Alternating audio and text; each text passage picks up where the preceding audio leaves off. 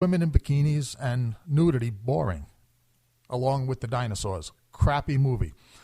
I also watched, like I said, when I get into these frenzies of interest, I also watched 1 Million BC, which is the 1940s original film from which they remade the Raquel Welch movie, 1 Million Years BC, like 20 years, 30 years later, if anybody's following all this. That one's not bad. That one's not bad. And the reason it's not bad is because you have some cheesy special effects in that, worthy of the 50s black and white big bug radiation movies at their best. I mean, if you want to, to cross a couple of subject here, to cross a couple of Rhode Island Free Radio programs, take some of that herb that's endorsed by some of our brother broadcasters, on our network, smoke it up, and then watch the original 1 Million BC. Okay, it stars Victor Mature and a couple of other people. You will laugh. I disclaim any responsibility if you hurt yourself. If you go to the hospital, watching this movie high, I can't, it's not my fault. I only suggest it. This is for entertainment only. But take one look at that Tyrannosaurus Rex in that movie, and never mind the cavemen fighting it. You will laugh yourself possibly into a hernia. So check that out. Dinosaurs. Now, for the sake of honesty, for the sake of full disclosure, 1 million years, not 1 million years, When Dinosaurs Ruled the Earth was the third movie that I ever saw in my life as a child. Okay, I did pretty good nagging my parents, to some extent, because the first movie I ever saw in the cinema wasn't Disney, because even when I was like 5 years old, I hated that garbage. I made it known I didn't want to watch Walt Disney on TV, and they never got me to watch one of those family-friendly things in the movies. Never did. The first movie I ever got taken to see was Journey to the Beginning of Time, which was a dinosaur movie. Big success with my parents. They thought they were doing a real good job of parenting me because I was so grateful and such a cooperative child for days afterward. Then they made the mistake of taking me to see a nature documentary. I remember that to this day, how I squirmed in that seat, wishing I was anyplace else or dead, rather than watching a bunch of cougars run around in the woods up in Canada. Then, after the fuss I made about that, and I think I became a brat until When Dinosaurs Ruled the Earth. And when you're a kid, you enjoy it a lot more than, you don't notice those little things, that you notice as an adult, unfortunately. Everything's real, right, Chuckles? Yeah. I mean, I don't know where it is. Where is it when, I remember even when we watched the Japanese giant monster movies and things like that, I mean, my brother and I would sit there wondering why on earth Destroy All Monsters got an E rating, D minus, or critical rating of excruciating, change the channel, in the legendary Providence Journal movie reviews. We couldn't understand it. We thought, and then where is it? And this isn't just a rhetorical question, because I was actually thinking about this. Where is it in your mental development? And I try to stay relatively mentally immature, but it still happened. Where is it when you what age do you start to notice the zipper going down the back of the monster suit? Yeah, I've Tony Jones just yelled 40. See, he's doing a better job than me at his mental immaturity. I ignore that. There's no zipper. That's a real dinosaur. But you said ignore. Yeah. See, ignoring implies that you noticed it and choose to ignore it. Well, I noticed a little Oriental guy bent over with freaking scoliosis by the age of 20, so that part I noticed. But the zipper I ignore. Okay, so in other words, see, now all evil clowns are liars, just like the father of lies. So I'm not going to hold this against you. But no, I was actually curious, and maybe some of our listeners could pipe. They've sent us hate mail lately. How about? Yeah, if anyone wants to answer this semi-serious question of mine, when is it, what age do you start saying to yourself, okay, it doesn't look real anymore? I don't know, but I just came across, you're saying that. Yeah. I just now, this year, recently saw the eye holes in the Ninja Turtles costume. Up until now. Just this year. Just this year. I did not pay attention to that until I was watching, what was it, the New Mutation, the one that came out in the 90s there. I found where the eye holes were, and it ruined it for me. So now I'm ignoring the fact that those are people inside there. The Ninja Turtles exist. Okay, Right. it's In my a mind- matter of suspension of disbelief to the maximum. Right, but I have not caught the zipper on Godzilla yet, only because I'm not looking for it. Gotcha. I don't know why I was looking for the eye holes, probably because I was getting bored of this new mutation, and I saw it. Have you ever watched that, by the way, the Ninja Turtles new mutation? No, I haven't. I've heard bad things about it, and I've seen clips of it, and it just doesn't grab my interest. It just was doesn't. one of Jim Henson's last projects that he put out there that someone else carried with him, and it was so cheesy to the point where the Dragon Emperor, one of his horns would rotate. If it got hit the wrong way, the horn would rotate to the left, or you see it rotate to the right. Where the other horns, they stayed in place. Watch this. If you guys are listening, check that out up on Netflix and click on that. You're going to get a kick out of that. Yeah, the only thing I can come up with is, speaking of noticing the eye holes in a mask, and let's see, I've antagonized Christians tonight already. I might as well antagonize Trekkies, right? The original Star Trek has this, and I never forgot, it's an episode called Journey to Babel. And it's all these alien races that gather on the Enterprise for, this diplomatic conference, and I forget the names of the aliens. Maybe one of you Trekkies can set me straight on this, but they have faces like pigs, and these are the most. And I know Star Trek operated on a low budget, and they did a lot with it most of the time. These are the worst alien masks I've ever seen in my life, and I include the Roger Corman quickies and everything. Does this include the Chuckles and Laughs show? Because have you seen those alien masks? Actually, yes. The alien that was on the Chuckles and Laughs, yes. Seriously, yes. Wow. I mean, I forget what these aliens were, but I know Sarek, Spock's. Here's a little disclosure of my own geekdom. I remember in the episode that Mr. Spock's father Sarek was accused of killing one of them, and I can't remember the name of the alien race, but yes, they were pig masks and the eye holes. You could actually see the eye holes. Then you had to look in the eye holes to see the thing's eyes. I mean, it was hilarious.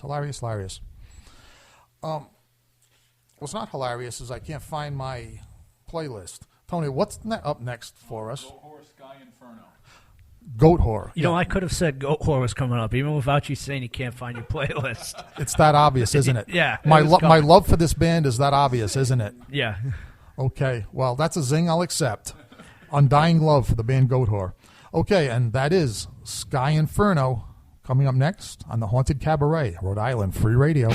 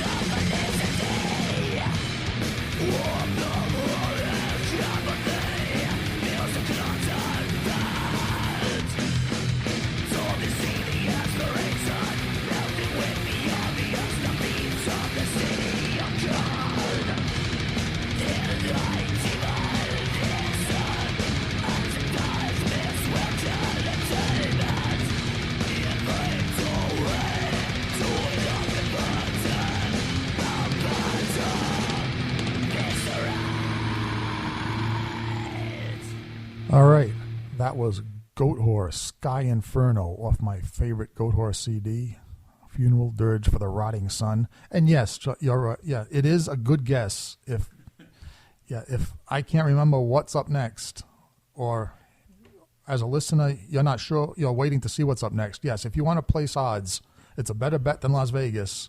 Yes, you will probably hear Goat Whore on this show, Black Sabbath, Alice Cooper.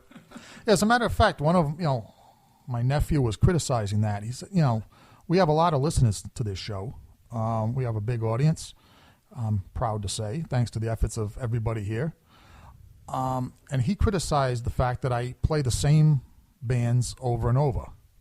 And he said, well, why don't you, you have a good, stage here, so to speak, to introduce people to new bands, play, in other words, play a wide range of metal. Like, all these categories, all these different bands. And my answer to that was simple. This is my show. I mean, if I want to listen to everything, if I want, that's not its purpose. I mean, the purpose of this show is to listen to what I enjoy listening to. And with the vague belief that people who enjoy our show, probably like the same bands, at least some of them. So the only ones that are up for question on that one is, I know that there's a big, even among metal fans, I know that there's a big controversy about what they call growl vocals, which I choose to call demon vocals. As example, Goat Whore like touches on that, but especially like death metal bands like Whitechapel and Cattle Decapitation, bands like that. That comes from, and if any, but little bit of trivia, historical trivia. As far as I know, as far as I can figure out, all those growl vocals, demon vocals in metal come from the horror movie The Exorcist. Does that sound right to you, Chuckles? Yeah. I can't think of any of those guttural, I guess that'd be another word for guttural vocals, before I can't say it, right, FCC. But the famous quote from Reagan when she's possessed by Pazuzu, "Your mother sucks." Yep. And, that famous quote, I think in that tone of voice, I think that's probably where those metal vocals came from. I can't think of anything earlier than that or any other inspirations than that. I have to agree with you on that, but I do agree with some of the listeners. I'm not a big fan of the growling metal. I love heavy metal, but the growling metal where you can't understanding, I'm not a big fan of that. I mean, there are some bands out there where their instrumental are great, but then you get the heavy metal bands out there where it just sounds like a bunch of instrument and screaming going into a mic, and that's just as entertaining to me as listening to what do they call it, that electronica stuff. I mean, no, there's a thing called electronica. It's just as annoying as techno. It doesn't appease me. But now if you go into like Iron Maiden or Black Sabbath and even Goat Whore, I can understand what the guys are saying. But there's even some songs in Slayer I do not like because I can't understand what's going on there, and it just sounds like a migraine waiting to happen. Yeah, well, that's one of the reasons I like Goat Whore so much, is because to me they're a perfect combination of the old metal and the new. But the thing with the growl, now I like the bands Whitechapel and Cattle Decapitation, which